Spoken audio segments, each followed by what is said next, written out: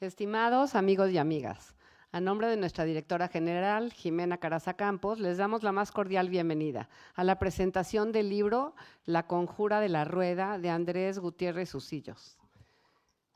Bienvenido. Andrés, director del Museo de América de Madrid, es autor de monografías y artículos, tanto sobre culturas americanas y sus expresiones, como sobre los géneros y la diversidad, además de ser un investigador incansable de patrimonio y de museos. Publicado por la editorial Suma de Letras del grupo Penguin Random House en España, La conjura de la rueda es una novela histórica llena de intriga ambientada en la Nueva España del siglo XVII, que aborda temas y eventos que marcaron este periodo, como los alzamientos indígenas, el mundo femenino novohispano y el de personas con otras formas de entender el mundo. Con una documentación excepcional, Andrés nos adentra a un periodo en el lejano norte chichimeca, lugar donde se desarrolla una conspiración orquestada por La Rueda, un grupo que busca derrocar al rey de España y en donde se desencadenarán acontecimientos que tratan de desestabilizar la corte del virrey. Nos acompaña la escritora y profesora Sofía Carlota Rodríguez. Bienvenida. Licenciada y doctora en Ciencias de la Información para la Universidad Complutense de Madrid y que ha desarrollado la mayor parte de su carrera profesional como periodista. Estimados panelistas, amigos y amigas, sean todos ustedes bienvenidos. Muchas gracias, Susana. Gracias, Susana. Y que vendan muchos libros. Eso. Y que los lean mucho. Gracias, Susana. Comenzamos, ¿no? Sí. Bueno, primero agradeciendo... Sí, nada, buenas tardes a todos, bienvenidos y muchas gracias por acompañarnos. Estos días ya sabemos que son complicados, o sea, con todo el rollo de ayer del apagón y todo eso, así que con más razón tenemos que daros las gracias. Bueno, la presentación de Andrés ya está hecha por Susana, la mayoría le conoceréis además, y yo le conozco muchísimo porque, claro, somos amigos, con lo cual me hace especial ilusión estar hoy aquí presentando su primera novela como autor, porque, bueno, Andrés Gutiérrez Usillos es muy conocido como especialista en antropología americana, ¿no? Pero esta es su primera novela, una novela histórica, con investigación, con misterio, con un montón de cosas por descubrir. Y bueno, es la primera vez que él y yo, a pesar de que nos conocemos desde hace muchísimos años, por una prima suya, por Kobe, que está hoy aquí con nosotros, que es una gran amiga mía, que vinieron desde Oviedo, ella y su hermana, para la presentación, pues nos conocemos por ellos desde hace muchos años y luego coincidimos en muchas cosas, porque somos de Gijón los dos, somos asturianos los dos, vinimos a estudiar los dos a Madrid, cosas diferentes y nuestras carreras van por sitios diferentes, pero bueno, los dos nos quedamos aquí a vivir, cuando mucha gente que venía a estudiar a Madrid luego volvía, ¿no?, a casa, pero nosotros nos quedamos aquí los dos, vivimos en distintos sitios y al final acabamos en el mismo barrio, así que nos conocemos mucho, pero es la primera vez que estamos aquí juntos en una presentación, en un acto, en un escenario, con lo cual muchísima ilusión y nada, encantada de estar con Andrés. Muchas gracias. Bueno, antes de comenzar sí que quiero dar las gracias a la Casa de México, a Susana Pliego y a todo el equipo de la Casa de México por el apoyo y a todos los que habéis venido para arroparnos hoy, porque os lo agradezco de verdad de corazón. Y estoy un poquito así como tenso porque Sofía ha entrevistado a personajes como Richard Gere, Harrison Ford. Entonces, el que yo pase a formar parte de la lista de entrevistados de Sofía, pues es un poco como un listón alto, ¿no? Entonces, pero bueno, no, dale, no. Vamos adelante. El listón alto es que yo te entreviste a ti, anda. ¿Qué más quisiera Richard Gere o Harrison Ford? Sí, sí. Además, mira, tenéis muchas cosas en común, aunque tú no lo creas. Bueno, no sé si muchas, pero una por lo menos tiene una cosa en común con las grandes estrellas. Bueno. Y es que él también es una persona fichada como estrella. Porque igual que sabemos que Harrison Ford, por ejemplo, se supone que no sabemos si será una leyenda urbana, pero bueno, se supone que lo fichó Spielberg cuando era carpintero. Y a Charlize Theron, por ejemplo, pues la fichó el manager que tenía, bueno, cuando empezó como modelo y todo eso, porque la vio en el banco pelearse con un cajero y entonces dijo, esta para mí que tiene que ser estrella. pues Andrés también lo ficharon de una manera parecida Bueno, para que se hiciese novelista. Así no, que no que para nos ser cuente, que nos sí. cuente. Es verdad que fue una casualidad porque yo no tenía en mente, sí me gusta escribir, pero yo escribo otro tipo de ensayos o de trabajos científicos, nunca me había metido en el tema de la novela, ¿no? Y la verdad es que la oportunidad vino de la propia editorial, ¿no? Que es algo excepcional a lo mejor. Fue una conferencia en Patrimonio Nacional, por aquí hay compañeras de Patrimonio, que les agradezco que me hayan invitado a la conferencia, y al ver esa charla que di, pues les pareció interesante algunas de las cosas que contaba. Entonces me ofrecieron la posibilidad de escribir una novela, que yo creo que es algo un poco, bueno, pues un fichaje como el que está comentando Sofía, sin llegar al estrellato, pero bueno. Bueno, todo se andará, todo se andará.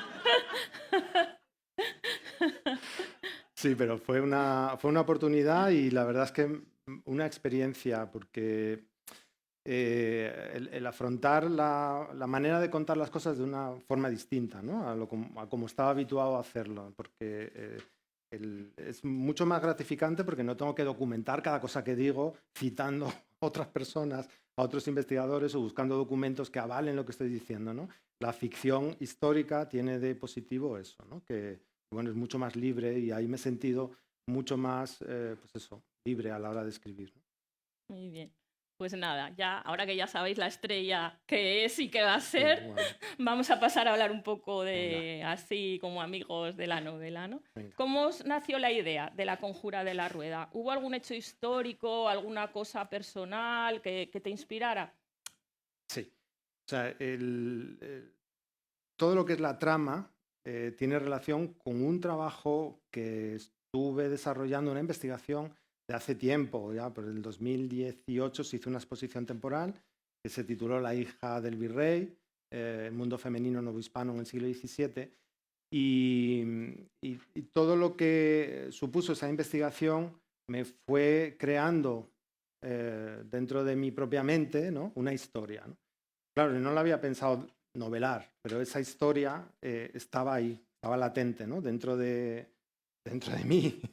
Era una historia en la que tenía que reconocer a ciertos personajes, cómo habían vivido esas historias, cómo había sido la vida en la Nueva España en el siglo XVII, cosas que a lo mejor no podía contar en el trabajo más científico, pero que me surgían todas estas preguntas. Entonces, la novela tiene un sustrato, una base, que es ese trabajo de investigación, más otra, que es otra exposición también anterior, del 17, sobre transgénero. Y bueno, pues en este caso lo que dio pie la novela es a unir todas las historias que se fueron entrecruzando a lo largo de estas investigaciones. Vale, bueno, luego si quieres hablamos un poco más de la investigación para que nos Bueno, expliques, pero vamos a seguir un poco así en orden con las cosas que yo veo o que me resultaron así interesantes o a veces chocantes, ¿no? Porque, por ejemplo, que, que hayas elegido México para ambientar la historia, a mí personalmente que te conozco me resultó un poco curioso, porque yo pensaba que si tú algún día escribías una novela, que no lo sabía, igual la ibas a ambientar en Ecuador, que es donde estuviste tanto tiempo haciendo investigaciones y que siempre nos hablabas tanto de Ecuador, de lo que habías estado haciendo allí, de las veces que fuiste, etcétera. Primero como estudiante, luego como investigador. Entonces, tengo un poco de curiosidad por saber por qué México, ¿no? ¿Qué tenía de especial para que la eligieras para la historia? Lo de Ecuador ahí está. O sea, eso no lo descarto para un futuro, porque es verdad que me he dedicado más a esa otra temática o ese otro ámbito territorial. Pero, como decía, las investigaciones tanto de las dos exposiciones que he mencionado, ¿no? Y me llevaron a la Nueva España, a un territorio que no conocía, sobre el que no había trabajado, y eso iba a decir forzó, pero bueno, me impulsó a profundizar un poquito más, a conocer más de lo que estaba pasando en la Nueva España en el siglo XVII y de lo poquísimo que conocemos realmente de la historia de, pues eso, de estos territorios de ultramar, que eran virreinatos, en los que se producían una serie de historias. Es que no quiero adelantar nada de la novela. No, spoilers no, spoilers no. Así generalidades Entonces, tienes que contar. sí, bueno, ¿por qué México? Porque las dos historias que he comentado, tanto las historias de los grupos indígenas con personas con diversidades de género como sobre todo lo de la hija del virrey, que se desarrolla en el territorio de Nueva España y en concreto en la corte virreinal de la Ciudad de México, pues es que me llevaban a México, lo tenía que desarrollar ahí, ¿no? Hay otros territorios también en la novela, aparece Panamá, se habla de otros, bueno, primero empieza en España, ¿no? Pero sí, México es el gran protagonista de esta novela, sobre todo, bueno, la Nueva España, vamos a decir, más que México, porque eran territorios mucho más amplios. Háblanos un poco de la tensión que hay en la historia, ¿no? Hay secretos, hay tensión, hay poder. ¿Qué te resultó a ti más difícil? ¿Hacer la atmósfera, hacer los personajes, hilar todas estas aventuras? Bueno, la atmósfera yo creo que no tanto, porque al trabajar en el museo, Museo de América, espacio publicitario, al trabajar en el museo sí que tenía un contacto más directo con los objetos, que eran las expresiones materiales de lo que se había producido en el siglo XVII, ¿no? Entonces, bueno, pues me resultó más sencillo a través de los objetos y de los documentos que había visto en esas investigaciones, pues tratar de reconstruir esos ambientes, ¿no? O esos escenarios.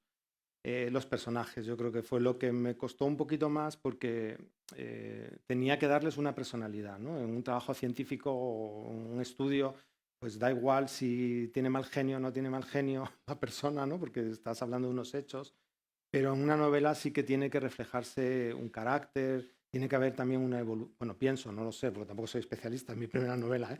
Pero tiene que haber una evolución también de los personajes y eso a veces cuesta un poco más, ¿no? Para cuando uno está empezando a meterse, pues eso, en distintos tipos de personas con evoluciones paralelas y sí, eso, yo creo que me costó más esto que los ambientes, los escenarios. ¿Y de los personajes hay alguno que para ti sea más especial que el resto? Porque, bueno, no podemos desvelar nada, pero ya comentó antes Susana que sigue la historia un poco del marqués de Mancera, ¿no? Que le nombran virrey, Felipe IV, y ahí hay una serie de personajes, hay bastantes, no sé si tú lo consideras una historia coral, pero Sí. dime un poco, o dinos un poco ¿cuál es el que a ti te llama más? ¿Cuál te costó más? ¿O cuál es el que ves tú más? Vale.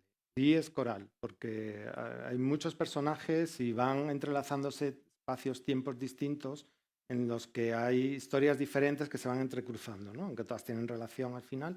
La familia del Marqués de Mancera, que no solamente es el propio Marqués, Antonio Sebastián de Toledo, sino su esposa y su hija, ¿no? La hija es la que aparece, no sé si lo he dicho antes, el retrato que dio pie a aquella exposición que os decía, ¿no? Es un retrato fantástico, no sé si quieres que hablemos del retrato, pero es un... Coméntalo un poco, sí, para Sí, que... pues en el Museo del Prado, os cuento la historia. En el museo, bueno, un queridísimo que fue mentor y que fue un gran conservador, que era Santiago Palomero, que ya falleció, siempre decía, los conservadores de museos somos contadores de historias. Y esa frase que se me quedó grabado, porque es verdad, nosotros tratamos de contar historias, ¿no? Lo hacemos de una manera diferente a la que a lo mejor estamos más habituados, que puede ser una novela, una película, ¿no? Pero cuando hacemos una exposición estamos contando una historia, ¿no? O cuando escribimos un texto estamos también intentando narrar una historia. Y a mí se me va la historia que iba a contar, lo del retrato, sí. El retrato estaba en el Museo del Prado, era un retrato, faltaba restauración, pero representaba a una joven, una chica muy joven, con una mujer de pequeña estatura y con la cara totalmente tatuada. Estaba como anónimo español, anónimo madrileño, pintura de corte, y no se sabía ni quién era la persona, la mujer, la joven retratada, ni quién era esa otra persona extraña, ¿no? Tenía la piel oscura, el rostro tatuado, la estatura pequeñita, tenía condroplasia, y a mí me fascinó ese personaje, el de la mujer enana, que ya os adelanto que es indígena, y también os adelanto, si puedo, ¿no? Depende de lo que adelantes. No, que sale en la novela. Ah, sí, claro. Bueno, hasta ahí sí, ¿no? Porque aparece en el retrato con la joven María Luisa. De hecho, al empezar la investigación, tirando del hilo de dónde estaba este cuadro, en un convento, ¿no? Aquí en Madrid, el convento de Nuestra Señora de la Salutación, que se desamortizó, ya no existe. ¿Y quién podía haber entregado ese cuadro, que es un retrato civil, a las monjas del convento? Pues, bueno, pues rastreando la investigación solo pudo haber sido una persona, que es María Luisa de Toledo y Carreto. María Luisa de Toledo es la hija del marqués de Mancera, el virrey de la Nueva España.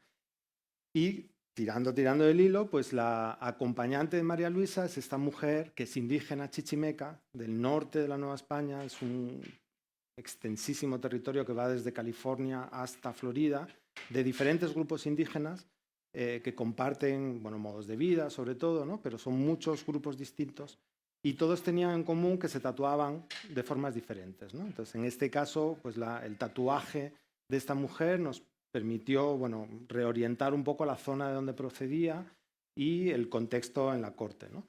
Ella nunca llegó a venir a España, la mujer indígena me refiero, la familia regresó en el 74, pero la mujer indígena nunca llegó a España. Entonces el retrato, y eso es lo más interesante, no se pudo haber pintado en España, sino que es uno de los escasísimos ejemplos que hay de retrato femenino de corte, de la corte virreinal de México, ¿no? Y bueno, lo podéis ver en el Museo de América, si no lo habéis visto todavía, aquellos que no lo conozcáis, pues que es un retrato fantástico. Y eso es lo que da pie a, bueno, pues a crear estos personajes. ¿Quién era María Luisa? ¿Qué relación tenía con esta mujer indígena? ¿Cómo llegó esta mujer indígena a la corte? De lo que no hay documentación, o sea que esa es ficción, ¿eh? O sea, hay una parte importante de ficción histórica, no todo está documentado. Aquí me liberé un poquito las cadenas y dije, pues me voy a inventar lo que no sabemos, ¿no? Pero eso, la familia por un lado y luego personajes que tenían que tener cierto protagonismo en la historia, pero que no son personajes reales, ¿no? Por ejemplo, a mí me gusta obviamente Taranis de Carabes. Carabes es un pueblo de Asturias. ¿Y te identificas con él? ¿Con qué personaje No, te identificas? con ninguno y con todos. O sea, no me identifico realmente con ninguno.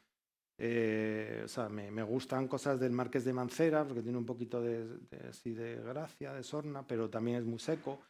Me gusta la mujer de Mancera, que es Leonor de Carreto, la niña, bueno, pues cuando va evolucionando me gusta más. Taranis es el prototipo del soldado español del siglo XVII y no me identifico, la verdad. Pero bueno. Bueno, en la lucha a lo mejor, ¿no? Contra los castillos, como Don Quijote. Sí, un poco quijotesco a lo mejor. Bueno, tenemos entonces niña, marqués, rey y reina, marquesa. Tenemos a Taranis, que Esos son los buenos. ¿Quién Luego más? hay otros personajes que tienen relación pues, con personajes históricos. Si veis la biografía en la Real Academia de la Historia, por ejemplo, que está uno de los personajes, que también me gusta, bueno, me gusta cómo quedó el personaje, ¿no? Y que es un personaje histórico que además fue espía inglés en la corte, o sea, en la Nueva España, ¿no? Y que fue gobernador de Nuevo México. Y un personaje súper extraño, muy raro, ¿no? Y que permite explicar también cosas que estaban pasando en México en el siglo XVII. Plata sin quintar, que estaba llegando a la corte para la anterior virreina. Bueno, esclavitud de indígenas. No voy a contar nada, pero este tipo de cuestiones que estaban sucediendo en la Nueva España y que había que intentar hilar de alguna manera, ¿no? Y algunos personajes, aunque sean históricos, tienen una composición importante de ficción, pero me permitieron hilar todas estas cosas que estaban pasando por ahí. Es que es difícil no poder contar nada. Bueno, seguimos con otras cosas, así puedes irte por otro lado. Háblanos un poco del título. ¿Tiene que ver con Taranis? ¿No tiene que ver con Taranis? Es un título muy sugerente. ¿Qué significa la rueda dentro de la historia? Bueno, lo de Taranis es una aportación suya porque me lo dijo, pero ¿esto tiene que ver con Taranis por esto? Y dije, pues no, pero ahora que lo dices, estas cosas que pasan al escribir una novela, ¿no? Elegí el personaje, la procedencia, el nombre. Taranis es como el Thor en la mitología asturiana, es una especie de Júpiter, ¿no? Y tienes como símbolos un martillo y una rueda. Pero yo no había caído. ¿No? Un rayo y una rueda. Y un martillo como Thor también. Un martillo también. Bueno, es un personaje de la mitología, pero yo en la rueda no había prestado mucha atención, la verdad. O sea que lo de la rueda viene por otro lado, porque hay un grupo, luego adelantó Susana, o sea que no cuento nada, tampoco está en el resumen, ¿no? Hay un grupo que se llama La Rueda, que tiene el nombre, bueno, pues una serie de radios que son personas, en fin, intentan avanzar y lo que intentan es pues desestabilizar al virreinato para desestabilizar al rey, ¿no? hasta ahí. Bueno, Taranis, el dios del trueno, ¿no? Dios del trueno. Asturiano. Como Thor. Igual. Tenía que estar Asturias. Hay un homenaje a Asturias. Tenía que estar. No puedes hacer una novela sin Asturias. Sí. Bueno, yo no. Seguro. Tú no, pero no, sí. Lo que pasa que para darle una ubicación a este personaje, la novela ha cambiado bastante, porque a pesar de que es bastante extensa, era más extensa. Y hay capítulos pues, de los que hemos prescindido, pues, porque es verdad que al final tenía que aligerarse un poco, ¿no? Y entre esos capítulos estaba la infancia de Taranis, ¿no? Y claro, para recrear la infancia en el monte, rodeado de cabras y vacas y tal, pues yo recurría a mis recuerdos en Ayes, de donde procedía Taranis, y en la montaña, en la Sierra del Cuera, y contaba pues, cosas que había vivido en mi infancia, ¿no? Entonces, por eso, porque me resultaba más fácil a la hora de recrear ese ambiente, pues recurrir a lo conocido, ¿no? Pero vamos, ya a partir de ahí ya tendré que hablar de Madrid, porque llevo aquí no sé cuántos años, desde el 88, pues unos cuantos, ¿no? Bueno, tú da tus recuerdos y yo a los píos, porque yo leyendo la novela, no sé si al resto de la gente le pasará lo mismo, había escenas que me recordaban muchísimo a las películas del oeste, a las películas de vaqueros. No digo western porque no me gusta, a mí me gustan películas del oeste y películas de vaqueros.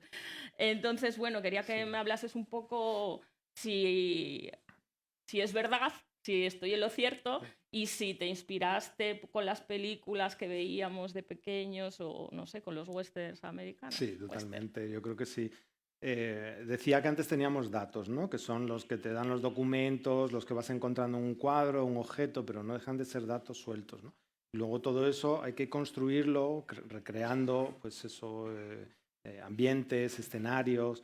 Ahí uno, igual que contaba antes que había recurrido para explicar la infancia de Taranis a esos recuerdos de la Sierra del Cuera en Ayes, pues para recrear el mundo indígena y la relación que existía con los europeos, en este caso con los españoles, es que es lo mismo que está pasando en el siglo XIX con la conquista del oeste, que es de este a oeste, estaba pasando 2 siglos antes, en el siglo XVII, en lo que es el avance de los españoles desde la Nueva España, desde México, de sur a norte, ¿no? Se estaban encontrando los grupos que llamaban chichimecas, que no dejan de ser grupos como por ejemplo los apache, ¿no? Los apaches son uno de los grupos chichimecas. Que hablaban español. En las películas de John Ford, si las veis claro. En versión original, estaban hablando español, porque, ¿no? Exactamente. Bueno, yo siempre al cine.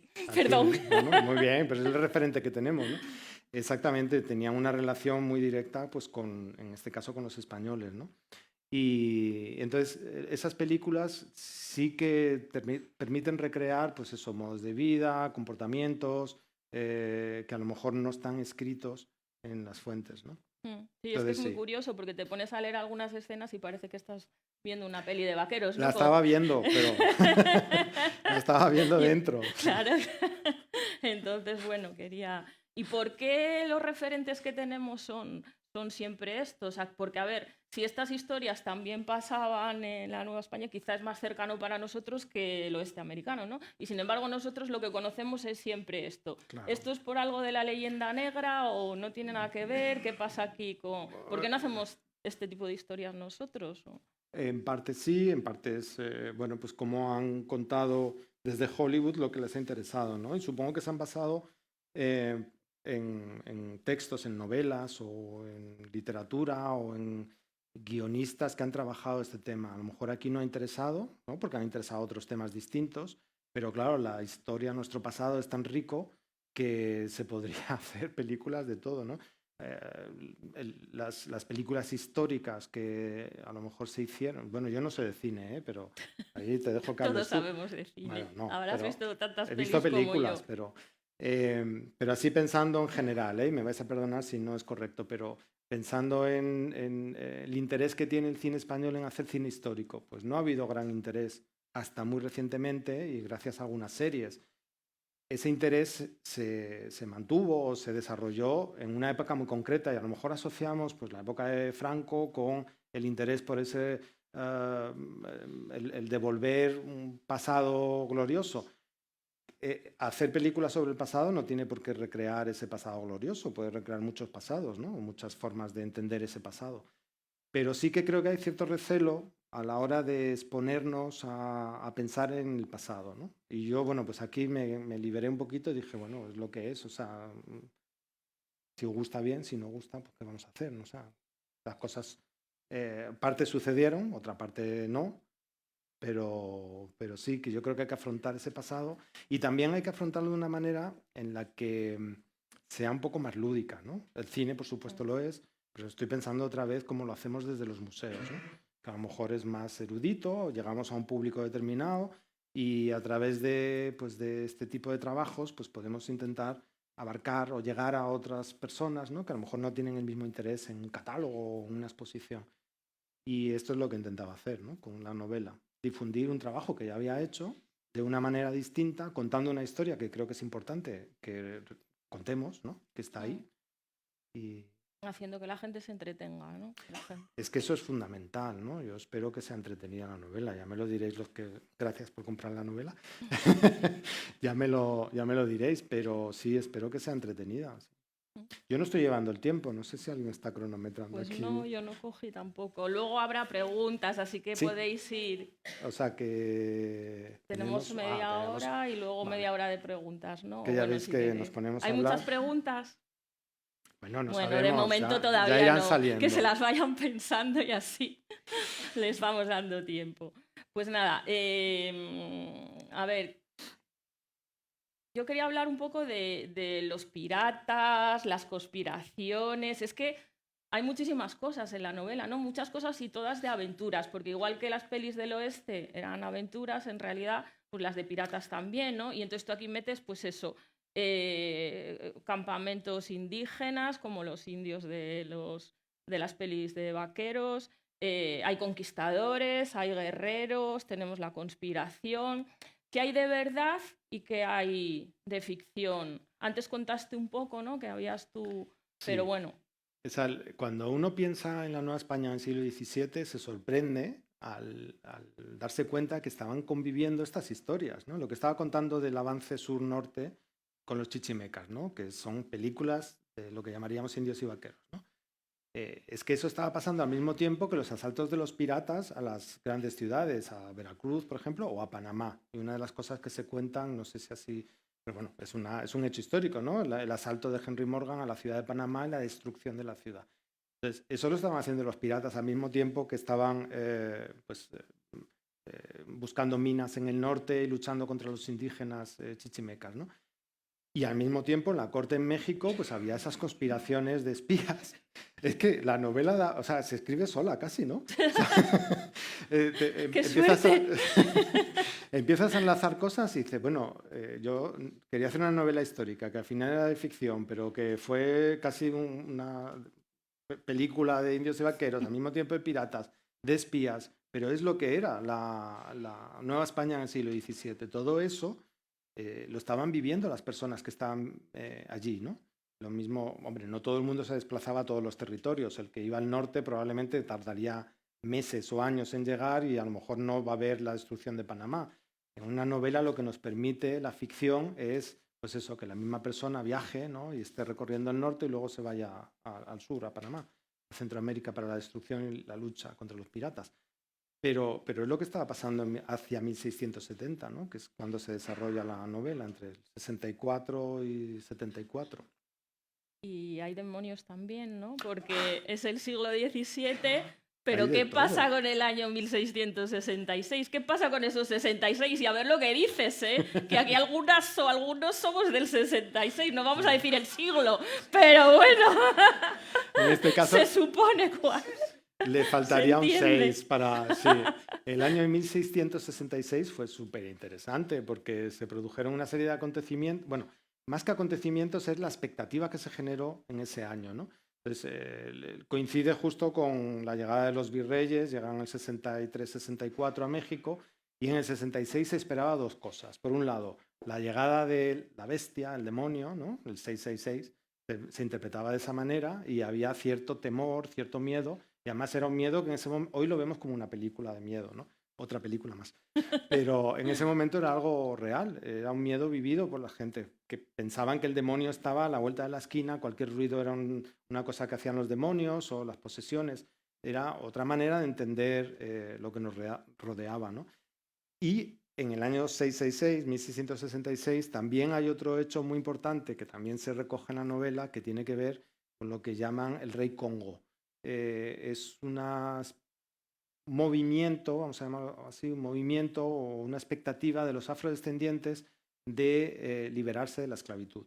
Entonces ellos confiaban en la llegada de un rey Congo, de un rey afrodescendiente o negro, que les iba a liberar a los esclavos negros de la esclavitud, ¿no?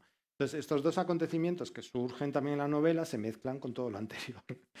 Sí, hay que leerla con detenimiento. Se van a Hay asustar, muchas historias. Se van a asustar de tanta... Hay muchas historias. Pero claro, es lo que quería precisamente contar, ¿no? La historia, además es que, aunque son 10 años, realmente la novela transcurre en 10 años, ¿no? En esos 10 años es que ha pasado de todo. Pero es que fue así, o sea... Igual que ahora, ¿no? Igual que ahora. Que pasa de todo. Mira, Sí. ayer el apagón, Ya. la pandemia, no sé qué, los presidentes del gobierno. Igual. ¿Cómo ves tú en comparación el mundo de hoy con el mundo de entonces? ¿Tú crees que nos siguen moviendo las mismas cosas a la Sí. humanidad que Sí. movía a la del siglo XVII? Totalmente. Poder, dinero, con dinero y poder a lo mejor sexo, pero sí, sí. Nos mueve lo mismo, las motivaciones del ser humano son prácticamente las mismas, ¿no? Creo que se refleja en la novela también esos intereses, ¿no? Esos grupos de interés también, ¿no? Y esas búsquedas de poder de algunos grupos, porque es lo mismo que pasa hoy en día, ¿no? Lo mismo. Yo creo que sí que ha cambiado poco. Cambia el escenario, cambian las personas, pero el ser humano tiene no todos, ¿eh? No todos se mueven por los mismos impulsos, pero bueno, en general... Volvemos a las modas también, ¿no? Los tatuajes, los peinados. Sí. No solo es la manera de ser y la manera de actuar, un poco todo se va mezclando. ¿Y querías reflejar algo de esto en plan metáfora, en plan...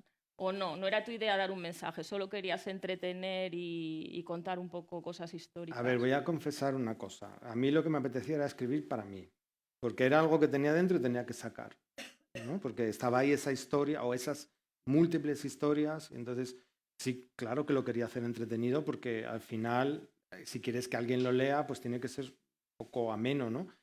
Pero casi que es una terapia para mí, para sacarme todo ese trabajo previo, ¿no? y desarrollar esto. Buscar que sea entretenida la novela, que la escritura pues, sea amena, que sea fácil de leer, pues también era un objetivo, pero mi objetivo principal era el reto que había supuesto enfrentarme a una nueva forma de hacer las cosas y vamos a llamarlo esa terapia de sacar todo esto que estaba ahí dándole vueltas y qué pasó con esta chica y por qué volvió, por qué no volvió la otra. O sea, esas dudas que tenía que al final las resolví de esta manera, ¿no? O sea, que lo que era investigación, al final lo juntaste un poco con lo que es ficción para resolver la historia que querías contar en plan entretenido, ¿no? Totalmente, ¿Es eso? sí, totalmente, eso es. O sea, cubrí los huecos, las lagunas que existían, porque sí tenía como unos ejes, ¿no? Pues el marqués llega en tal fecha, hace tal cosa, hay tales ordenanzas, se le pide al marqués que haga tales cosas, la niña tal, muy poco, de la niña se sabe muy poco, la mujer indígena chichimeca se sabe poquísimo también. Entonces, tenía tantos huecos ahí que para entender yo mismo la historia, pues tenía que rellenarlos, ¿no? Y bueno, pues dije, pues ficción, pues ya está. Mucho más fácil la ficción que la investigación. Es mucho más sencillo. O sea, no hacerlo bien, quiero decir, el rellenar esos huecos a través de, bueno, pues de desencadenantes que están sugiriendo... De imaginación, ¿no? Sí, de alguna manera. ¿Cómo pudo haber sucedido tal cosa? ¿Qué pudo haber pasado con esta persona? Pero bueno, que esa imaginación tiene un pozo también. Si no tuvieras la trayectoria y si no tuvieras esa investigación anterior y todo eso, pues a lo mejor tampoco seguramente surgía. sí. Cuéntanos sobre la investigación, sobre la documentación. Durante el proceso de escritura, ¿tuviste que meterte a buscar cosas, a investigar? ¿Ya lo tenías todo? ¿Cómo fue este proceso en la novela? Algunas cosas sí, para documentarlas mejor. Por ejemplo, el asalto a la ciudad de Panamá, ¿no? Que está muy bien documentado. Hay unas crónicas que describen exactamente qué es lo que pasó. Hay un diario que es maravilloso, que es el diario de las cosas notables, sucesos notables, me parece, de Robles, que es este periodo, pero día a día, ¿no? Y tal día, pues llega no sé quién, tal otro, hay una señora que se tira por la... Y lo cuenta así, ¿eh? Se ha suicidado una señora que se ha arrojado por... Y entonces cada día te está contando historias que están pasando en la Ciudad de México que te permite entender qué está sucediendo en esa ciudad, ¿no? Entonces, claro, para el otro trabajo no era necesario documentar el día a día de lo que estaba pasando o lo que pensaban algunas personas, ¿no? Pero en este caso, para darle esa ambientación a la novela, pues sí, reutilicé o profundicé en algunas fuentes que no había usado previamente, ¿no? Pero el trabajo de documentación, digamos, ya lo había hecho. Es decir, el trabajo de una novela histórica entiendo que es documentar todo eso, ¿no? Hay una primera fase que es más tediosa, a lo mejor, ¿no? Y para un novelista igual le resulta un poquito más aburrido, ¿no? El tener que documentarlo todo para luego poder escribir. Esa fase yo ya la tenía y a mí además es la que me gusta, es la que me entretiene, ¿no? Buscar esa documentación, recrear esa historia y tal. Entonces me resultó más sencillo hacerlo porque ya tenía esa base, como tú decías, ¿no? De conocimiento. No sé si estáis ya preparados para alguna pregunta. Uy, sí, sí. A ver, por ahí parece que sí. No sé, ¿coordino yo las preguntas o tú misma? No, no. No, levantó ella primero la mano, pues que haga ella la... Pues mira, en el 2023, voy a contar un poquito la historia. En mayo me nombran director de Museo de América y poco después se ponen en contacto conmigo de la editorial y yo ilusionadísimo pensando que íbamos a hacer alguna línea para el museo. Y cuando nos entrevistamos me dicen, no, una novela. Y dije, es que acabo de incorporarme a este nuevo puesto, es que no sé si voy a poder hacerlo, porque realmente no sé si... vamos a esperar al verano. Entonces comencé a escribir en el verano del 23 y fue ese periodo, ese mes, realmente el mes de vacaciones, ¿no? Que me puse con ello y mandé un bueno, el guión y el borrador de los primeros capítulos. Y digo, esto es lo que yo puedo hacer. No sé si os parece bien, si va en la línea de lo que buscáis y tal. Les pareció interesante, entonces en las siguientes vacaciones, ya en Navidades, pues continué y pues así fue. O sea, escribí en 2 años, en 1 año y medio realmente, porque fue desde verano del 23 a Navidades del 24. Pero lo que decía antes, ¿no? El grueso del trabajo que lleva una novela histórica, además extensa, es la parte, yo creo, no me corregís, pero creo que es la parte de documentación, ¿no? Y esa parte yo la tenía súper adelantada porque ya la había hecho. Entonces me resultó más sencillo escribir por eso, ¿no? Porque ya contaba con todo ese pozo. 1 año y medio, pero no completo, ojalá. A ratitos, o sea, en vacaciones. Aquí había otra pregunta. Sí, usted. Ah, que tienen micrófono aquí. Faltaba el micrófono. Gracias. A ver, quería preguntarte, la novela tuya es una novela de intriga y de conspiración, aparte que es histórica, y la segunda, te ha influido mucho el estar de director del Museo de América, porque hay bastante documentación ahí, ¿no? ¿Te ha influido o no? Más que el puesto de director, que no me ha influido, o sea, lo que me ha quitado es tiempo. Aparte O al revés, perdón, me ha quitado tiempo a la novela. No, ya. Aparte de la... Arréglalo. Pero aparte de la formación que tiene, que ha estado en sitios de historia y todo eso... El trabajo de conservador, sí, yo soy conservador de museos. Pero es una novela de conspiración, de intriga, porque es una novela histórica de conspiración, de intriga, ¿no? A ver, la parte histórica, el pozo histórico está ahí. Lo que pasa es que el argumento que da pie a que surjan determinadas historias que no quiero contar, pues es lo que es ficción. A pesar de que sea ficción, lo que se cuenta con la conjura de la rueda, no existió la rueda, que yo sepa. Eso es ficción. Pero sí que hay cuestiones, lo vais a ver si leéis la novela, hay cuestiones de relaciones internacionales, espionaje internacional, que sí que se dieron en la época, ¿no? Y cada vez se conoce más sobre... Uno piensa, en el siglo XVII no había espías. Claro que había espías, Claro que había espías, claro que había mensajes cifrados, claro que había sí, bueno, maneras de escribir los mensajes que no voy a adelantar. Claro que eso se hacía y probablemente desde la época romana o antes, ¿no?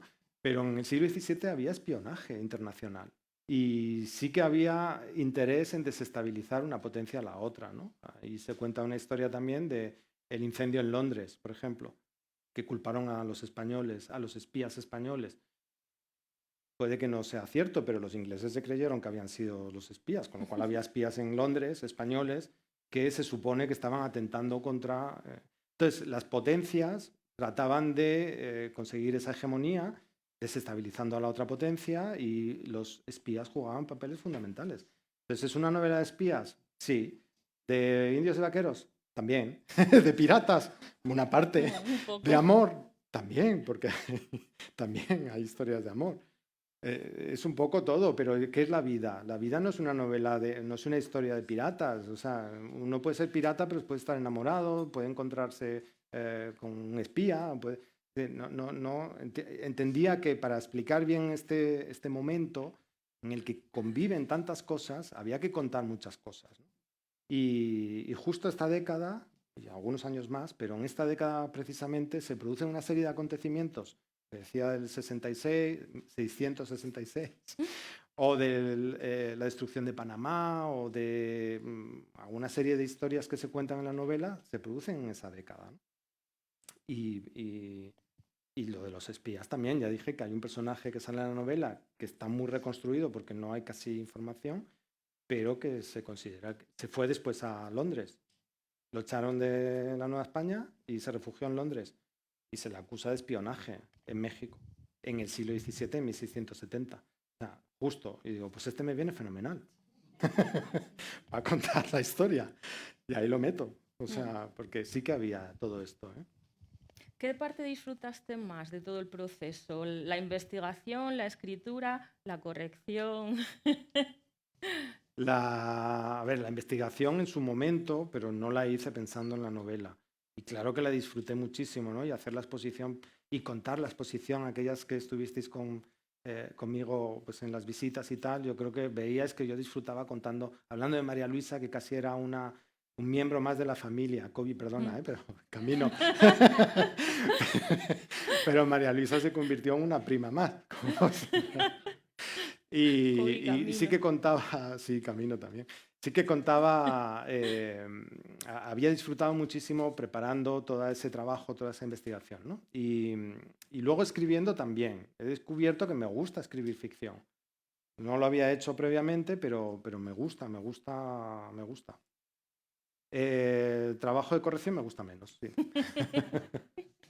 Y luego hay Salvo a los correctores, ¿no? A los escritores a casi todos les gusta menos. Me cuesta volver a leer, o sea, sí que cuando estás con los capítulos, pues los revisas y tal, pero luego volverte a leer la novela entera, me cuesta. Cuesta, sí, leerla. Pero por el tiempo, ¿no? O sea, porque una de las cosas que supongo que nos pasa a todos, ¿no? Que es que tienes que encontrar el tiempo apropiado para cada cosa, ¿no? Y para mí escribir, pues de vacación en vacación, pues me interrumpía el relato, ¿no? Y lo tenía que retomar y luego pues el tiempo que tenía sabía que era muy breve, entonces tenía que acelerar. Pero el tiempo sí que me parece interesante que lo comentemos. Bueno, usted manda, caballero. Sí, no sé si leéis la novela, vais a ver...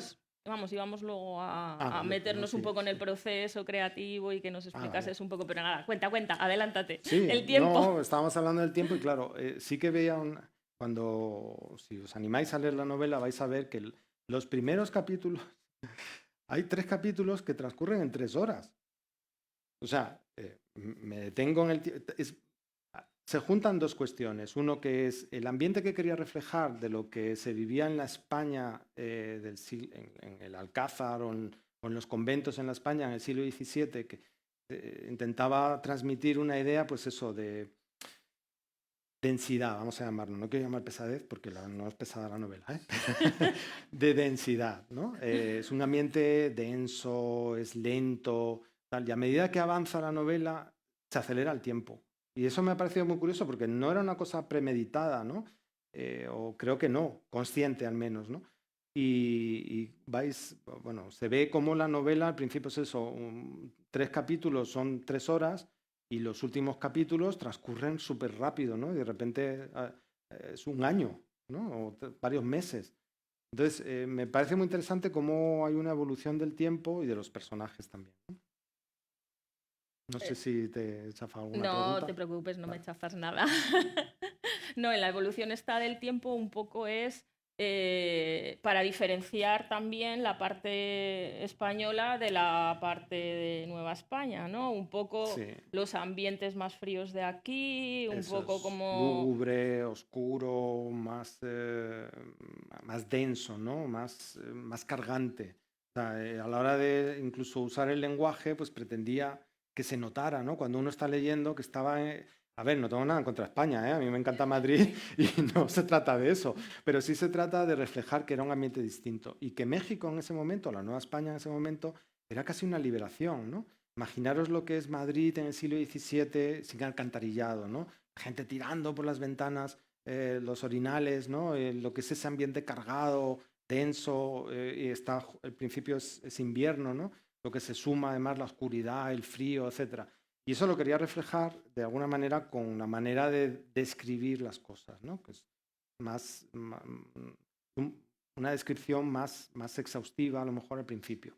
Mientras que cuando, bueno, hay un viaje, ¿no? Y ese espacio de transición, digamos, pero luego llegan a la Nueva España y cambia todo, porque allí América es muy diferente a las proporciones, ¿no? Los ambientes, el aire, la luz, los edificios, las gentes, es muy distinto, ¿no? Y eso lo quería reflejar y yo creo que, bueno, se refleja a través del tiempo por un lado y de la utilización bueno, pues del lenguaje o de la descripción, ¿no? ¿Y qué fue lo más difícil de escribir? ¿Algún capítulo en concreto? ¿Algún personaje en concreto? Las relaciones íntimas. Sí. ¿Y por qué? Eh, ¿Te imaginas una película igual que las del oeste y ya está, lo tenemos claro. todo visto? Bueno, no es una peli porno.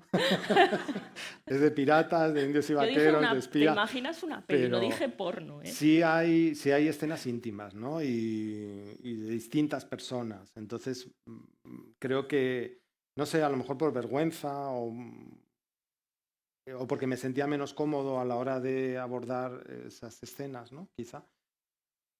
Me resulta más fácil hablar del Palacio de los Virreyes en México que de una escena entre 2 personas. ¿Te llevó más tiempo entonces al resultarte más difícil? Bueno, ¿O te lo quitaste de en medio así, venga ya? Todos ponerse, pero...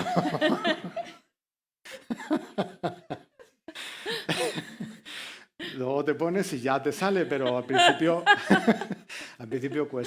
me costó un poco más esa parte, sí, de relaciones personales y de relaciones íntimas, sobre todo, ¿no? Dentro de las relaciones personales.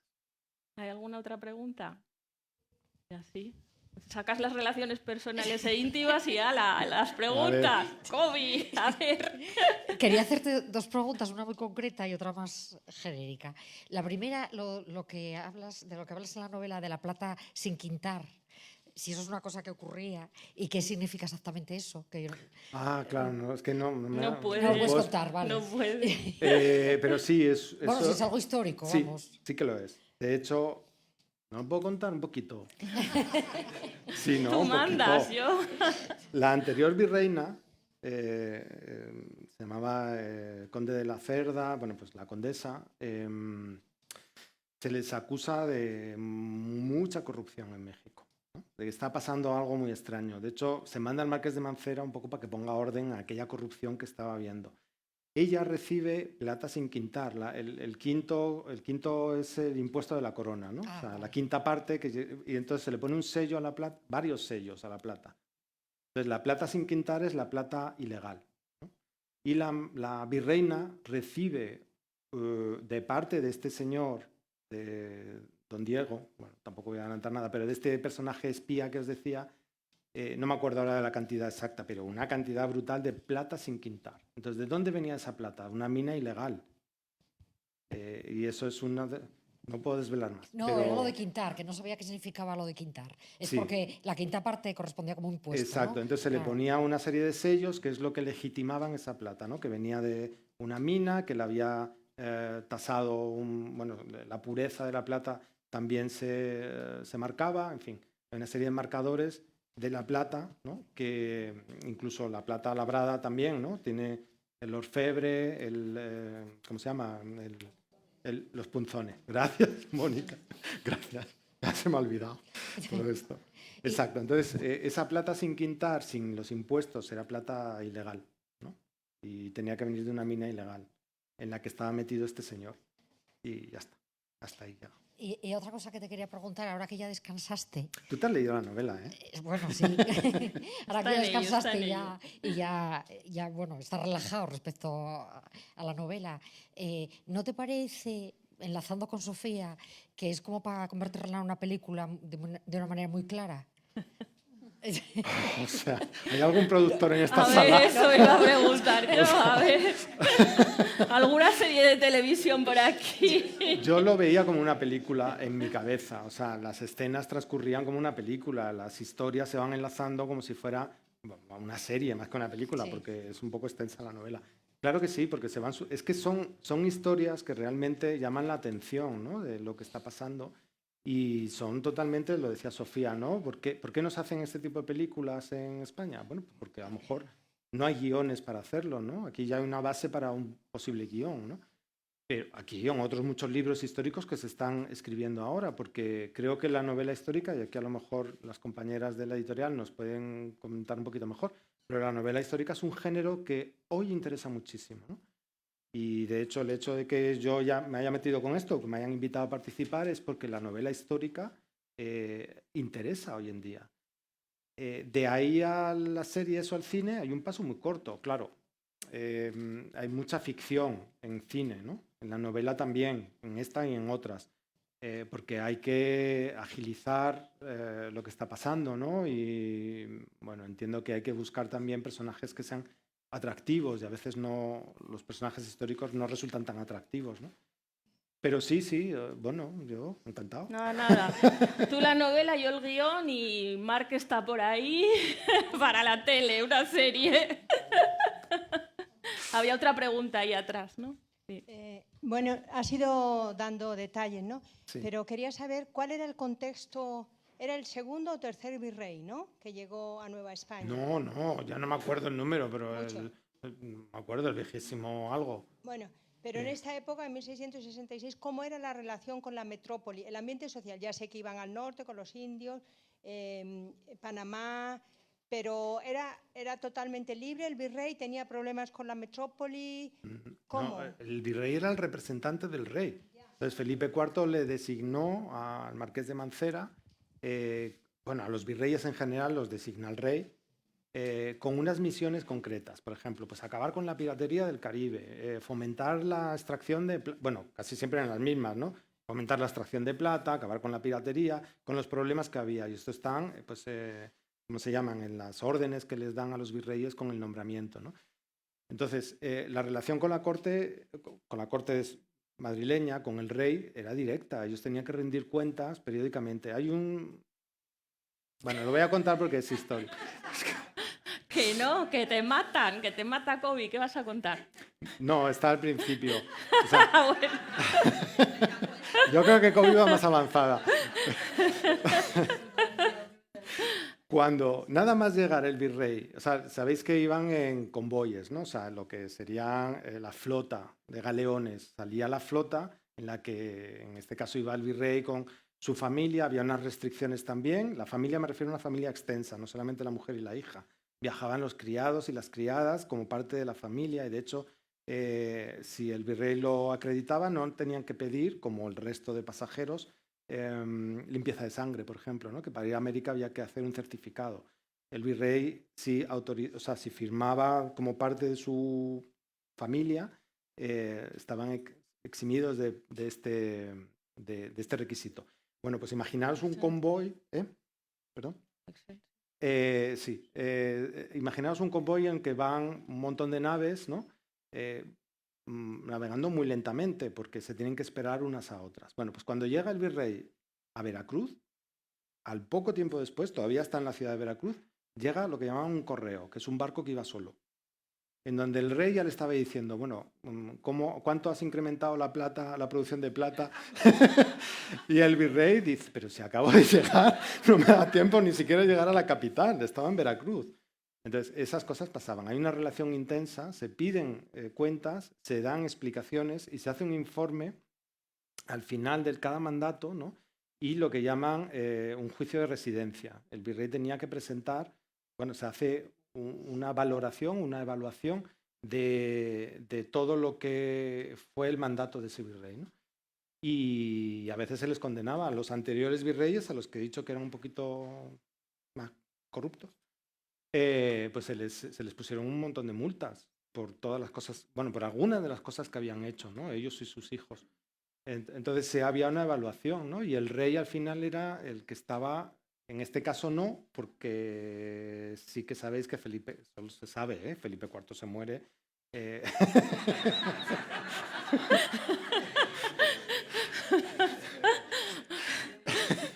Y es la reina Mariana de Austria la que está ahí empujando el barco desde Madrid, ¿no? Es la reina hasta que Carlos II es mayor de edad, ¿no?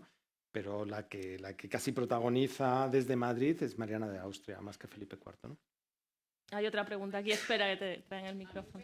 Me llamó una cosa la atención y me intrigó, y es, aunque que retratas al Marqués de Mancera con cierta simpatía, bueno, Sí, a mí me bastante cae simpatía, o sea, como una persona recta, honrada y con la mente un poco bastante abierta para lo. Entonces eso me llamó la atención y quería saber si te has basado en algo para hacer ese retrato de ese personaje. Sí. ¿O es también ficción? Eso es lo que te quería preguntar. Si hay algo que viste en tu investigación documental que te dijera, esta persona hizo las cosas bien o intentó hacerlas bien. Eso. Muy buena pregunta y tiene mucho que ver con la novela, además, porque efectivamente el que pone en marcha una serie de ordenanzas sobre la liberación de los indígenas es el Marqués de Mancera. Cuando vuelve a España también, son datos que te permiten entender un poco que efectivamente él no tenía la misma mentalidad o la misma concepción de las otras personas, ¿no? En este caso de los indígenas o de los afrodescendientes, ¿no? Cuando vuelve a España, no se cuenta en la novela, así que lo puedo contar, aunque igual me lo reservo para la siguiente. Ya se está adelantando. Es broma. Al volver a España, Carlos II le acaban de entregar a una niña esclavizada africana, ¿no? Chicaba se llama, y se la entrega al marqués y le dice, te la doy a ti que te gustan los indios, ¿no? Y las otras personas, algo así le dice, ¿no? Pero como que es una persona que tenía afinidad con personas, con otras personas, con otras culturas, con otras etnias, ¿no? Y eso me dio pie a pensar, pues a lo mejor tenía cierta sensibilidad que en su época no debía ser tan habitual cuando el rey le está reconociendo, cuida, ocúpate tú de ella, que era un poco rebelde la niña, ¿eh? Y terminó de monja. Eso da para otra novela también. Pero terminó de monja en Salamanca, pero la niña chicaba, ¿no? Entonces sí, son pequeños detalles, ¿no? Pequeñas historias que te hacen pensar, esta persona a lo mejor pensaba de una manera distinta, ¿no? a los otros virreyes u otras personas de su momento. Y sí, me cayó bien, no sé, entonces pues, es un personaje agradable, ¿no? O sea, es un poco austero, ¿no? Pero sí que, no sé, sí que ya veréis, a ver. Aquí hay otra pregunta. Espera, Virgil. Te quería preguntar, porque siempre ha habido mucha polémica de la relación de España en el Nuevo Mundo. A ver, hay un historiador holandés, von Humboldt, que sí que reconocía y ha reconocido en sus textos, tanto jurídicos, que bueno, digamos, la acción de España no fue tan mala a comparación de la anglosajona.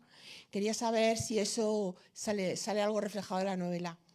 O sea, comparativas no, porque cada uno tiene lo suyo. Ya. A ver, una cosa es la legislación y otra cosa es la práctica. Aquí está prohibido robar y hay robos, está prohibido asesinar y hay asesinatos. Entonces había una serie de prohibiciones que efectivamente se dictaban desde España, ¿no? O sea, para proteger a los indígenas. Y la ley existía, el problema es la práctica. Allí no había el mismo control y dependía también de las personas que estuvieran. Con los anteriores virreyes, tampoco quiero cargar las tintas contra los anteriores, porque hubo de todo, ¿no? Pero se dieron unas circunstancias en las que se explotó de una manera distinta a cómo llegó después. Él ordena la liberación de los esclavos chichimecas y chinos. Así está en la documentación, ¿no? Los chichimecas son estos grupos indígenas y los chinos son los filipinos, los japoneses, los orientales que estaban llegando a la Nueva España y que también estaban siendo esclavizados, ¿no? Entonces, si se ordena la liberación de estas personas es porque existía la esclavitud. Y estamos hablando del territorio de la Nueva España, ¿no? Que los ingleses lo hicieron peor, probablemente, pero no, en la novela no entra, no. Sí que hay esa tensión entre potencias, ¿no? Inglaterra está muy presente porque está impulsando, bueno, no sé, se supone. Ahí detrás hay potencias, sí. ¿Alguna otra pregunta? ¿Nadie se anima? Aquí. Hola. Hola. Enhorabuena. Gracias. Qué gusto escucharos, de verdad. Yo tengo 2 preguntas. La primera es si para escribir tu primera ficción te has inspirado en algún autor que te guste, si has buscado algún modelo de Ya me escritura robaste otra adolescente. pregunta. Vaya. ¿Esto qué va a ser? Que nos hemos dejado terminar. Tiene un montón de fichas. Pero no las voy a hacer todas, venga. Yo te contesto. Dime, sí. Si me inspiré en alguna en concreto, no. Es verdad que probablemente, seguramente me vas a preguntar. Pregúntame, así ya enlazo ¿El las qué? dos. No, que he leído o que me haya podido, ¿no? Me imagino. Que, Bueno, contéstala ella. Sí. A ver, los últimos años lo que he leído son textos de científicos, históricos, etcétera, ¿no? No he leído pocas novelas. Pero es verdad que en la adolescencia me marcaron algunas novelas y yo creo que, no sé si se refleja o no, pero a mí me encanta, por ejemplo, Sinué el egipcio. Una novela de aventuras ambientada en Egipto antiguo y a mí cuando la leí me pareció fascinante, o Shogun, ¿no? Shogun también. Y son novelas que, claro, hace tantos años que me las leí que no puedo decir que me hayan inspirado, pero sí que las tengo como referentes de novela histórica, pero de aventuras, ¿no? Y eso sí que a lo mejor pienso que puede estar reflejándose en la novela, ¿no? El querer contar hechos, pero como aventuras. No sé. Si no el egipcio, yo creo que la que me pudo haber marcado. Otra pregunta tenías, ¿no? Sí, la segunda es que, bueno, me encanta que la idea haya salido de un cuadro, me parece algo preciosísimo. Y me pregunto cuantísimas historias se guardan en el Museo de América, en las obras del museo. Sí, gracias, gracias por la oportunidad. Muchísimas, claro. El problema muchas veces está en poder hacer una investigación, ¿no? Y en dar también, porque yo tuve, bueno, mucho trabajo, pero también tuve suerte con encontrar referentes, ¿no? Que me permitieran explicar cosas, ¿no? Pero claro, hay que hacer un trabajo de desbroce, ¿no? O sea, cuando uno va al archivo, a veces se ve que cada vez hay menos gente, porque es que cada vez a uno le cuesta más ir a un archivo que te saquen un libro así, me refiero así, no la longitud, el ancho del libro, ¿no? Empiezas a mirar, a buscar expediente de, bueno, pues no sé, la carta de dote, por ejemplo, estás buscando, ¿no? Y en ese libraco no hay nada. Tienes que sacar otro así de gordo y te tiras 3 días para no encontrar nada. Muy desesperante eso, ¿no?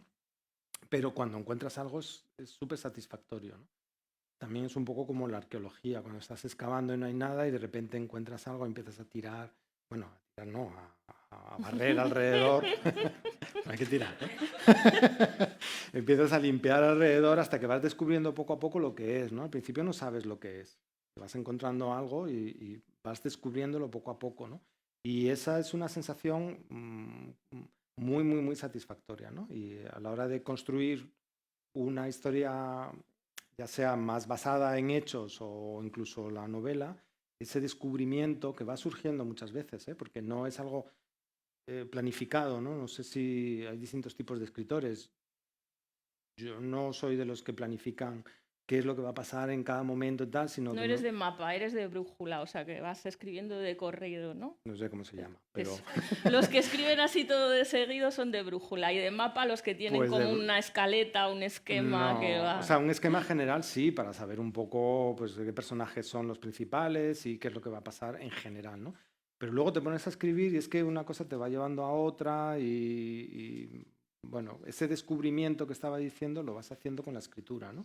Al ir describiendo un personaje vas descubriendo a ese personaje, que era lo que preguntabas un poco, y va brillando solito, es decir, que él mismo va redefiniéndose, va diciendo, quiero ser así, ¿no? Descríbeme de esta manera, entonces pues lo describes. Ese descubrimiento sí. Bueno, tenemos que ir acabando. No sé si quedaba alguna mano levantada. No, era la última pregunta que...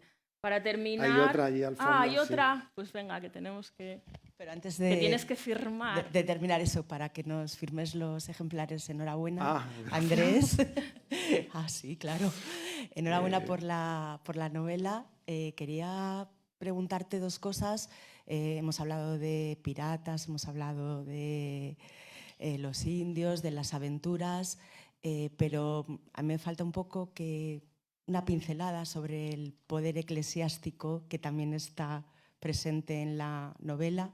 Te preguntaría otras muchas cosas, pero también se transmite no solamente cómo vas tomando cariño a los personajes a lo largo de la novela, sí, y tu fascinación por los objetos, por determinados objetos, que está también muy presente. O sea, partes de un cuadro, pero en la novela hay, yo creo que mucha sensibilidad a la hora de transmitir esa fascinación por la belleza de algunos ambientes y de algunos objetos que están en esos ambientes. Si quieres hablar un poquito de eso. Bueno, muchas gracias. Creo que lo segundo es de formación profesional, ¿no? O sea, yo trabajo con objetos. Entonces, a la hora de construir un relato, ya sea una exposición temporal o incluso esta novela, ¿no? Los objetos me sirven como anclas, ¿no? A la hora de describir un ambiente, es un mueble o es un edificio o es un objeto concreto, una indumentaria, ¿no? El que desata una emoción determinada, ¿no? O sea, los recuerdos, por ejemplo, incluso a través de determinados objetos. Hay otro tema que es súper interesante, que lo he intentado reflejar ahí, que es el mundo de los olfativos, el mundo de los olores, ¿no? Ya hice un guiño a cómo olía Madrid en el siglo XVII, pero sí que hay una fascinación que se recogía en la exposición, si aquellos que lo visteis os acordáis, por el mundo de los olores y el mundo de los búcaros también, ¿no? Y de los colores. Y de los colores. Una cosa muy especial que tenéis que seguir sobre los colores, que a mí me encantó, que no se puede decir nada, pero lo de los colores es precioso. Ya lo veréis. Los sentidos, ¿no? O sea, claro, es muy difícil describir los sentidos, sobre todo en tercera persona, porque a lo mejor es más sencillo en primera persona, ¿no? Pero en tercera persona es más difícil. Pero bueno, yo lo he intentado y lo he intentado a través de objetos, ¿no? De indumentarias, de frasquitos de perfume y lo que desataba eso, ¿no? Ese tipo de elementos, ¿no? Y que creo que es de formación profesional. Y sobre la presencia de la Iglesia, tampoco quiero adelantar mucho, pero efectivamente sí, los conventos sobre todo, ¿no? Me parecen como espacios mágicos en el siglo XVII por la forma en la que vivían las mujeres, conventos femeninos sobre todo, ¿eh? Las mujeres en esa época, ¿no? Y cómo nos imaginamos las celdas, ¿no? Que hoy a lo mejor pensamos son celdas súper austeras, ¿no? El camastro en una habitación pequeñita, nada que ver. De lujo, o sea, duples de lujo. Las monjas de lo negro, que las ricas, ¿no? Las que pagaban una buena dote, vivían súper bien dentro de los conventos, en duples, abajo la cocina y arriba un salón, un dormitorio y un espacio para recibir, ¿no? Entonces, esos ambientes me parecen que están tan alejados de nuestro imaginario, de decir, bueno, pues las monjas viven en la austeridad, unas sí y otras no, había de todo. Y ahí se refleja un poquito eso, ¿no? Y sí que también hay una lucha de poderes. Bueno, en fin, tampoco quiero adelantar muchas cosas. Bueno, hay muchas cosas en la novela. Eso, hay que leerla. Por eso ahora vas a firmar y ya puedes hablar con cada uno de ellos también, así en petit comité. Sí, de verdad que os agradezco a todas y a todos por... Pero antes de terminar, ¿tienes ya proyecto para una próxima novela? Proyecto no, pero me he quedado con ganas. ¿Qué le pasa a María? Es que me quedo siempre con la intriga, pero ¿qué le pasa a esta señora después? Entonces, la novela transcurre en México y, bueno, llega un momento en que concluye, no sé si contar, bueno, en fin. Hay otra etapa que se desarrolla después, ¿no? Y esa etapa tiene una evolución también que me parece súper interesante, pero no sé si lo voy a hacer de momento. No. Sí, pues no. O sea, está ahí. Esto es desde el 18, estamos en el 25, pues está ahí rondando. O sea, al final tiene que salir por algún lado, ¿no? Porque estas historias que te atrapan, ¿no? Y que te enganchan, que te están apretando diciendo, cuéntame, sácame, ¿no? Pues hay que sacarlas fuera, ¿no? Y hay que contarlas. Y supongo que en algún momento lo contaré. ¿Qué le pasa a María Luisa cuando vuelve a España? Que le pasan cosas. Bueno, pues muchas gracias a todos. Muchas gracias, Andrés, por compartir.